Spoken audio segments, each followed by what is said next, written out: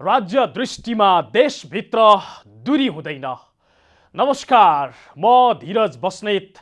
समाचारको गर्भमा विवरण मात्र होइन, कारण र निवारणको बाटो पनि हुन्छ। पर्दामा देखिने र छेकिने खोजीको खबर उद्घाटन गर्न तम तयार बाइलाइन।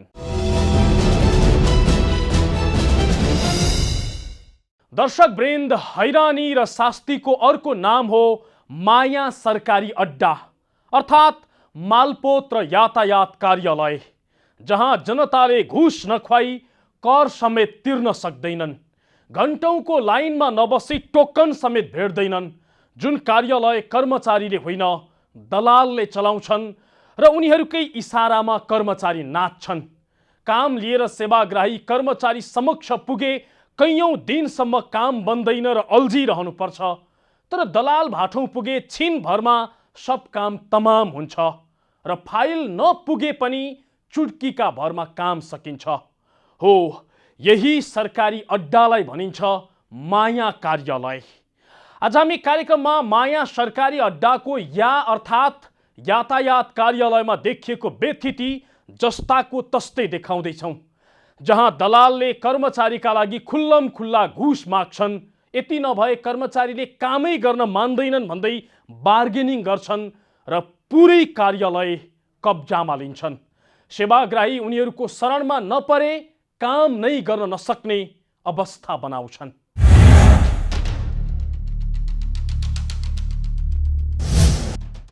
ललितपुर धापाखेलकी सुनिता कोइराला लाइसेन्स नवीकरणका लागि एकान्त कुना स्थित यातायात कार्यालय पुगिन्।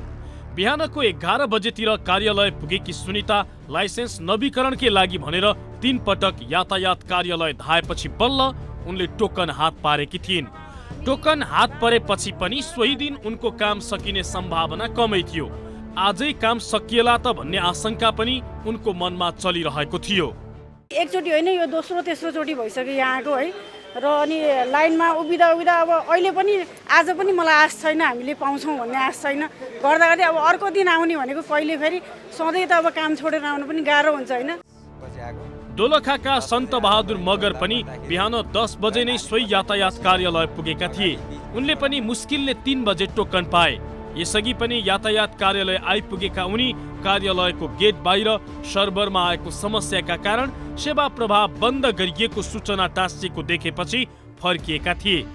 तर यसपटक सर्भरमा समस्या नआएको मौका मिलेपछि उनले टोकन त पाए, तर पनि सेवा भने भद्रगोल रहेको उनको बुझाइ छ। त्यो एउटा कुपन काट्ने ठाउँबाट ऊ आउँछ घुस्छ। यहाँको अब बिना रोजगारीहरू एउटा काम गरेर बसेको छ, यिनीहरूको त्यो होला। उनीहरू आउँछ यहाँ 2-4वटा कागज लिएर अगाडि बिचमा पास गर्छ, ले पछाडि आउने मान्छेले त कहिले बस्यो अब ट्याम सिद्धियो भने गयो, फर्काइदियो। अनि 2 दिन 3 दिन धाउनु पर्ने। खास गरी यो त राज्यले व्यवस्थित जनतालाई सुविस्ता दिने हो नि। राज्यको कर तिर्न आउनेलाई त करको तिर्नेलाई सुविधा दिनुपर्ने हो नि।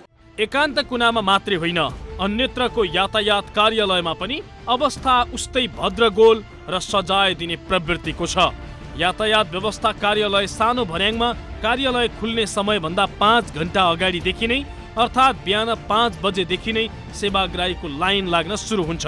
सेवाग्राही त देखिँदैनन्, तर कागजका टुक्रा, पानीका बोतल, हेलमेट, पेन लगायतका सामानहरू लाइनमा लगाइन्छ। आफ्नो काम सबै थाती राखेर बिहानको 7 बजे ईश्वरी आचार्य यातायात कार्यालय पुग्दा 50 भन्दा धेरै सेवाग्राही त्यहाँ पुगिसकेका थिए। ईश्वरीले बिजुली, पानी लगायतका कर मोबाइलबाटै तिर्ने गरेको भए पनि यातायातको कर चाहिँ कार्यालयमा आएर तिर्ने प्रयास गरिरहेकी छिन्, किनभने यो कर अनलाइनबाट तिर्न मिल्दैन। राज्यलाई बुझाउनु पर्ने कर बुझाउँछु भन्दा पनि राज्यले सहज संयन्त्र नबनाइदिँदा आज पनि कर तिर्न मिल्ने हो कि होइन भन्ने चिन्तामा थिइन् उनी। सरकारले व्यवस्थित तरिकाले अब हामी पानीको, बत्तीको, अरू कुनै सुविधाको कारणले अनलाइनबाट या ई सेवाबाट कुनैबाट गर्छौँ भने यो उसको पनि करको पनि त्यही सेवा गर्दैदेखि हामीलाई सुलभ रूपले हुन्थ्यो, सुविधा हुन्थ्यो र जनताले दुःख पाउँदैन थिए। वर्षौंदेखि भ्रष्टाचार र घुसखोरी हुने बदनाम कार्यालयको रूपमा लिइन्छ यातायात कार्यालयलाई। यहाँ कार्यालयको अगाडि आइपुग्दा होस् या सवारी पार्किङ गर्न लाग्दा दलालहरूको रगरगी सुरु भइसक्छ।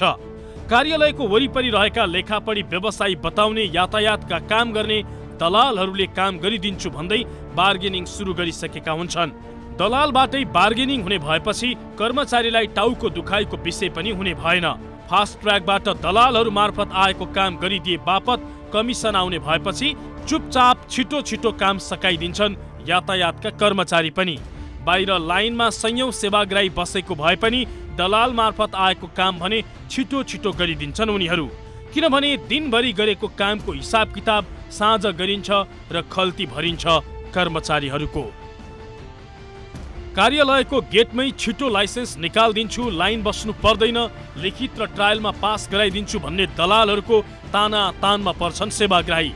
कोहीले चाहिँ टोकन दिन छोडिसक्यो, भित्र पैसा खुवाउन सक्यो भने र मलाई ज्याला दिएमा छिनको छिनमै काम हुन्छ भन्दै सेवाग्राहीलाई कन्भिन्स गर्ने प्रयास गरिरहेका हुन्छन्।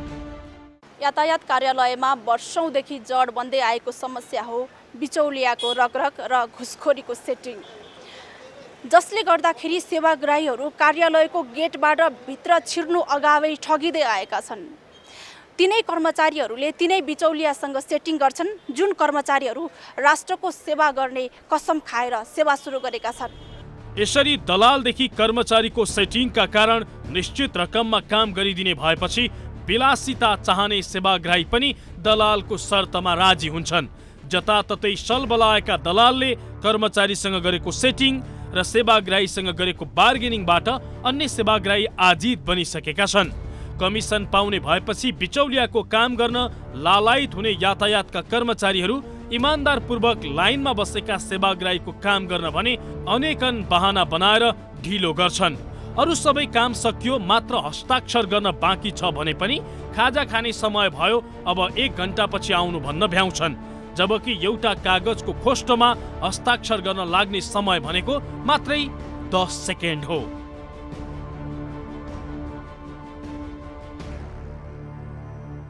दलाल र कर्मचारीको यही सेटिङका कारण लाइनमा बसेका सेवाग्राहीलाई भने पालो कहिले आउँछ भनेर ढुक्नुको अर्को विकल्प हुँदैन।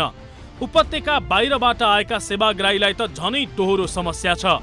दलालहरूसँग मिलेर आएकाहरू आफूहरू लाइनमा बस्दा बस्दै सबै काम सकेर घर फर्किसके, तर पनि सरकारी प्रक्रिया पूरा गरेरै काम गर्छु भन्नेलाई भने टोकन पाउनेदेखि काम फत्ते गर्नसम्म 3 दिनसम्म लाग्ने गरेको छ। लाइन राखेर ल एकदम सिस्टमेटिक हुन्छ भनेर भन्ने, तर अब उहाँ लाइनमै नदेखे मान्छे जानु भएको छ होइन। अब त्यो हामीले अब प्रत्यक्ष बुझ्ने कुरो पनि भएन, उहाँहरू सर्टसर्ट जानुहुन्छ, हामीलाई भित्र जाने भन्ने कुरो हामीलाई दिइन्न, एथोरिटी छैन भनेपछि हामी त्यही चाहिँ एउटा चाहिँ टोकन कथेर आउँछ भने हामी कुर्सीमा बस्ने। अब अरू त घरको पुगिसक्नु भयो होला होइन। अब समस्या हामीलाई नै हो। अब यो चिजहरू अब हामी जस्तो मान्छेहरूले एउटा पेमेन्ट सिस्टमलाई एउटा माथिल्लो लेभलमा लग्न सकियो, अब यो चिजलाई झकझकाउन सकियो भने राम्रो हुन्छ होला। यातायात व्यवस्था कार्यालयबाट प्रभाव हुने सेवा अनलाइन प्रणालीबाटै लागू गर्ने कुरामा छाएको अन्योलताका कारण पनि सेवाग्राहीले अनेकन शास्ति खेप्नु परेको छ। पछिल्लो समय जुनसुकै कार्यालयमा अनलाइन पेमेन्ट लागू भइसकेको छ, तर यातायात कार्यालय एउटा यस्तो कार्यालय हो जो 15 वर्ष अगाडिको सिस्टमबाटै चलिरहेको छ। सेवाग्राही प्रश्न गरिरहेका छन्, अरू सबै निकाय अनलाइनमा जोडिने अनि यो कार्यालयलाई अनलाइनमा जान कसले रोकिरहेको छ? अनलाइनबाट चाहिँ त्यो गरेदेखि जनतालाई धेरै राहत मिल्थ्यो। यसरी दुःख पाएर यहाँ लाइन बस्ने यताउति तनावै हुँदैन थियो होइन। टक्क यसो अनलाइन गर्ने, अनलाइनमा चाहिँ अब सबै फर्मसम उतै भरेपछि अनि यति नम्बरमा छ भने यो दिनमा आउँछ भने उसलाई SMS अथवा केहीबाट मेसेज आउने भएपछि ठ्याक्क यहाँ आयो, सट्ट गऱ्यो, हिँड्यो। त्यो खालको हुनु पनि त्यो छैन। अनि पैसा तिर्नलाई पनि त्यस्तै, पैसा तिर्ने यत्तिकै गन्जागोल हुन्छ होइन। यी सेवा छ, हामीसँग नयाँ नयाँ प्रविधिहरू आइसकेको छ नि त, यी ब्याङ्किङ सेवाहरू छ, त्यसबाट पनि पैसा तिर्न सक्छौँ हामी। खोइ त त्यो युज नै हुँदैन। यातायात कार्यालय एकान्त कुनाले सेवाग्राहीको भिडभाड नियन्त्रण गर्न र कर्मचारीको अभाव देखाउँदै दैनिक रूपमा 250 वटा मात्रै टोकन वितरण गर्ने नियम बनाएको छ। लाइसेन्स वितरण, नवीकरण लगायतका सबै कामका लागि आइतबारदेखि बिहिबारसम्म एक दिनमा जम्मा 250 वटा मात्रै टोकन वितरण गर्छ। अझ शुक्रबार त त्यसको आधा अर्थात् 125 वटा मात्रै टोकन वितरण गर्छ।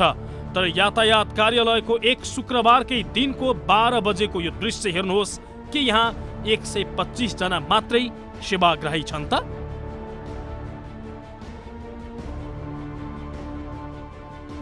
यो लाइन सरकारी प्रक्रिया पूरा गरेरै आफ्नो काम गराउँछु भन्नेहरूको हो। दलाल मार्फत काम गराउने सेवाग्राहीहरू लाइनमा बसेका छैनन्। उनीहरूको काम कर्मचारीसँगको सेटिङमा भित्रैबाट हुन्छ। यसको मतलब यातायात कार्यालय त्यहाँका हाकिम र कर्मचारीले होइन, बिचौलिया अर्थात् दलालले चलाउँछन्। आर्थिक उपार्जनसँग जोडिएको विषय भएकाले यातायातका हाकिम र कर्मचारी भन्दा शक्तिशाली त दलाल देखिएका छन् र उनीहरूले नै पुरै यातायात कार्यालय आफ्नो काबुमा राखेका छन्। हो, दलालहरूले आफ्नो कब्जामा लिएका छन् यातायात कार्यालय, जहाँ उनीहरूको इसारामा कर्मचारीले काम गर्छन्।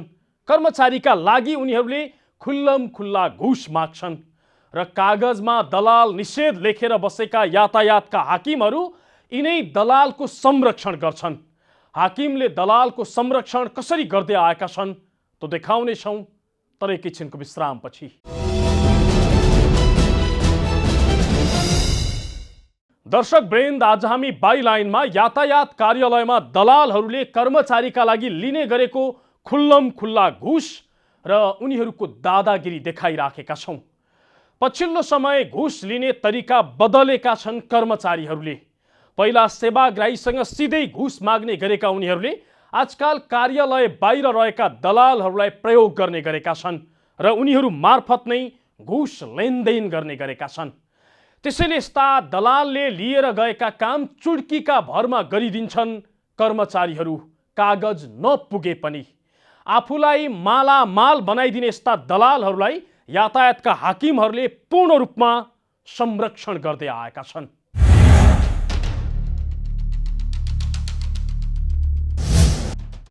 शुक्रबार जनता टेलिभिजनको टिम स्थलगत रिपोर्टिङका लागि यातायात कार्यालय एकान्त कुनाको प्रवेशद्वारबाट छिर्दै गर्दा बिचौलियाको आवाज कानमा ठोकियो। हजुर, तपाईको के गर्नुपर्ने? हामी सहयोग गर्छौं। हामीलाई मात्रै होइन, कार्यालय पोसाकमा नभएको समयमा यातायातकै हाकिमलाई पनि सर के गर्नुपर्ने हो तपाईको, हामी सहयोग गर्छौं भन्दै दलालले सोध्छन्। दलालहरू छ भन्ने मैले यो गेटमा चाहिँ आउने मै नै कहिलेकाहीँ चाहिँ नि यो अर्कै कपडा लाएर आएँ भने लाइसेन्स रिन्यू गर्नुपर्छ भनेर सोध्ने पनि छन्। यातायात व्यवस्था कार्यालयहरू मध्ये जुन कुनै कार्यालय पुग्दा पनि बिचौलियाहरूको यस्तो जबरजस्त रगरगले हैरान बनेका छन् सेवाग्राही। यातायात कार्यालय गुर्जुधारामा लेखापढी व्यवसायका नाममा दलालहरूले सटर नै भाडामा लिएर आफ्नो धन्दा चलाइरहेका छन्। यिनीहरूले फारम भर्ने, ब्लू बुकमा लेख्ने, ढड्डामा लेख्ने लगायतका सबै काम गरिदिन्छन्। सरकारी कर्मचारीको काम तयार भइसकेको कागजमा हस्ताक्षर गर्ने मात्रै हुन्छ। मासिक 10 देखि 20,000 भाडा तिरेर बस्ने उनीहरू सेवाग्राही देख्ने बित्तिकै झम्टिएर आफ्नो पसलमा ल्याउने कोसिसमा हुन्छन्।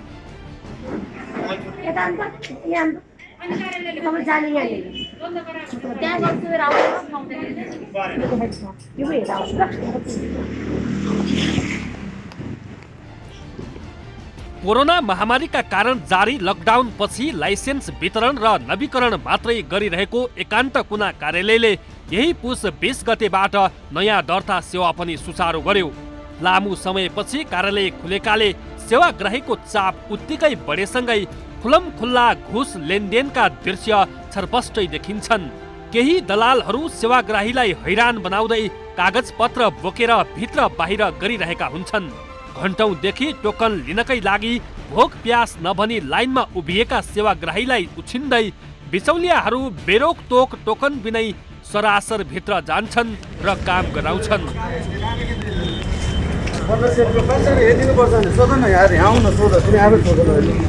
यो दृश्य अर्को पनि हेर्नुहोस्।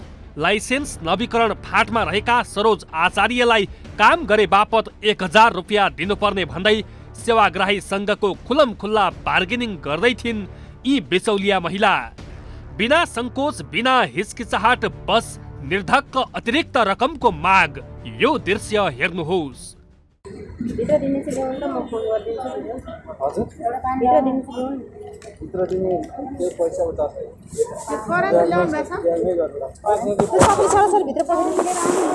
कति लिएर भन्नु त पैसा फेरि पछि प्रब्लम त हुने पैसा भएन भने तपाईँको रिटर्न फिर्ता आउँछ अनि भएन फेरि लाइनमा बसेर फाइदा हुन्छ अनि जस्तो हुँदैन हुन्छ काम हुन्छ।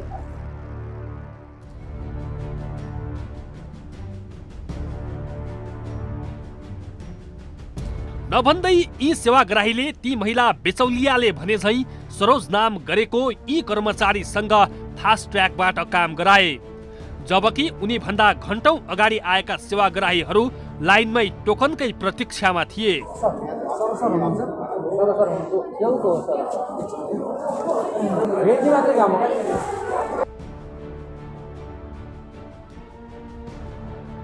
यी त प्रतिनिधि उदाहरण मात्रै हुन्।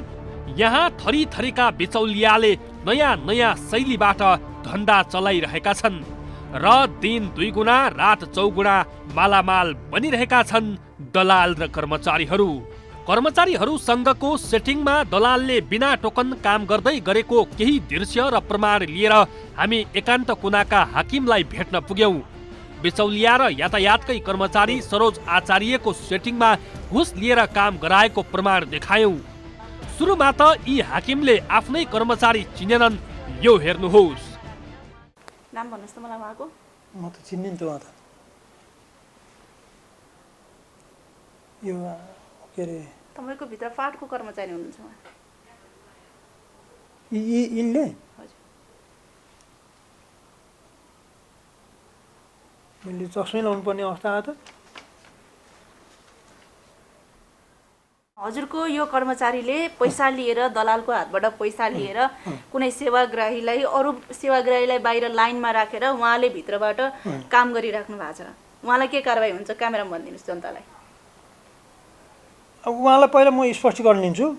यो हो के चिन्नुभयो तपाईँको कर्मचारी आफूले चिन्नुभयो? यो अलि मैले चिन्न सकिनँ, गाह्रो भयो मलाई त। पटक पटक सर्भर डाउन लगायतको फन्डा रचेर सेवाग्राहीलाई दुःख दिँदै आएका यातायातका कर्मचारी घुस बिनाको काम गर्न जाँगर देखाउँदैनन्। उनीहरूले सरकारी सेवा गरेर कमाउने 1 महिनाको तलब त सेटिङबाट गरेको कामबाट एक सातामै कमाउँछन्। कामको प्रकृति र सेवाग्राहीको अनुहार हेरेर 500 देखि 50,000 हजारसम्मको बार्गेनिङ हुन्छ दलाल मार्फत। यातायात कार्यालयमा घण्टौँसम्म सर्भर डाउन भयो भनिन्छ। आखिर सर्भर डाउन साँच्चै हुन्छ कि बिचौलिया र कर्मचारीको मिलेमतोमा गराइन्छ? यस पछाडिको कारण के हुन सक्छ? हामी सहजै अनुमान लगाउन सक्छौँ, कमिसनको चक्कर। उता अनलाइन प्रणालीबाट सेवा सुचारू गर्ने भनिए पनि वर्षौंदेखि कार्यान्वयनमा ल्याउन सकिराखेका छैनन्। प्रत्यक्ष वा परोक्ष रूपले चल्ने घुसखोरीका कारण बदनाम यातायात कार्यालय वर्षौंदेखि अनियमितता र घुसखोरीको अखडा बन्दै आएको छ। हाकिमदेखि कर्मचारीलाई अख्तियार दुरुपयोग अनुसन्धान आयोगले रङ्गी हात पक्राउ समेत गर्दै आएको छ। तर पनि यातायातका कर्मचारीको चेत खुलेको छैन।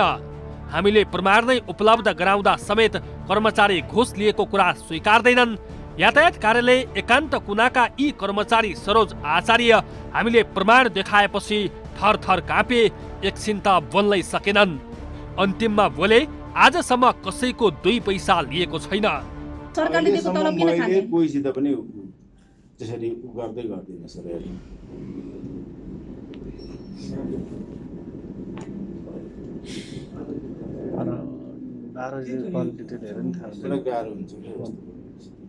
तपाईँहरूबाटै काम हुने रहेछ। तपाईँहरूलाई चाहिँ निश्चित पैसा दिँदो रहेछ।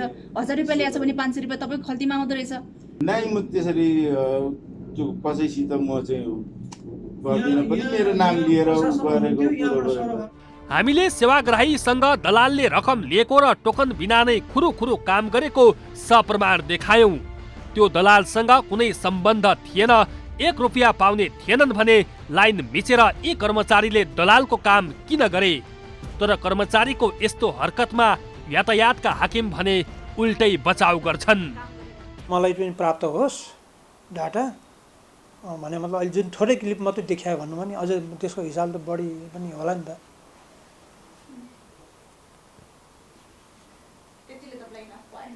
त्यतिले अहिले पुगेन किनभने मान्छेको टक्का मात्रै देखेर भएन त्यो होइन। म प्रमाण जुजित गर्नुपर्छ, मैले नगरे अर्कोले गर्छ। प्रमाण त जुटियो नि हैन? प्रमाण जुटियो नि हैन? प्रमाण चाहिँ अब जुटाउनै पर्ने भयो। त्यसले गर्दाखेरि कारबाही त हुन्छ म्याडम। तर एउटा मलाई कमजोरी यहाँ कहाँ लाग्यो भने एकजना व्यक्ति फ्याट फोटो देख्यो त्यसपछि अर्को मान्छेको फोटो देख्यो यो मान्छेले यसो गर्यो यसले गर्यो भन्ने कुरा त्यो ठ्याक्क त्यो हामीसँग बकाइदाको अडियो पनि छ बकाइदाको अडियो छ सरो सरलाई दिनुपर्छ भन्ने यतिकै त बोलेको छैन। यातायात कार्यालयहरूमा मौलाएको घुसपैठ नियन्त्रण गर्नका लागि प्रहरीलाई गुहार मागिएको कार्यालय प्रमुखको दाबी छ। तर दृश्यले यस्तो बताउँदैन। यहाँ त तिनै दलालहरूसँग वर्दीमा भएका प्रहरीको पनि राम्रै हेमचिम देखिन्छ। प्रहरीकै आँखा अगाडि अतिरिक्त रकमको बार्गेनिङ भइरहँदा पनि प्रहरी भने नदेखेको झैँ गर्छ।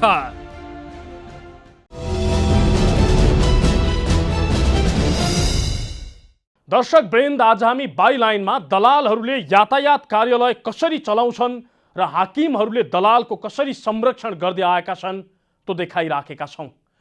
हिजो आज कालीमाटी तरकारी बजारमा समेत अनलाइनबाट पेमेन्ट गर्ने सिस्टम लागू भइसक्यो। बत्ती पानीको पैसा कैयौँ समयदेखि आम नागरिकले अनलाइनबाटै तिर्दै आएका छन्। तर यातायात जहाँ अहिलेसम्म अनलाइन सिस्टम नै लागू गरिएको छैन, किनकि अनलाइनले घुस खाने बाटो बन्द गरिदिन्छ, दलालको जागिर चौपट पारिदिन्छ। त्यसैले यातायातका हाकिम र विभागीय मन्त्रीकै सेटिङमा यहाँ अनलाइन सिस्टमलाई इन्ट्री हुन रोकिएको छ। अनलाइनको कुरा गर्यो कि जिम्मेवारी पन्छाउने काम मात्रै भइराखेको छ।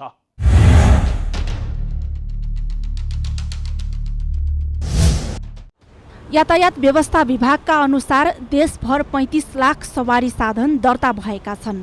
यसमध्ये 80% सवारी साधन चालु अवस्थामा छन्। 35 लाख सवारी साधनमध्ये 25 लाख त मोटरसाइकल मात्रै छन्। तर पौराणिक पद्धति र करिब 14 वर्ष पुरानो कर्मचारी दरबन्दीबाट सञ्चालन भइरहेको यातायात कार्यालयहरूमा चरम अनियमितता हुँदै आइरहेको छ। कार्यालयमा कर्मचारी अभाव र दलालले दिने अनावश्यक दुःखबाट आम सेवाग्राही आजित बनिरहेका छन्।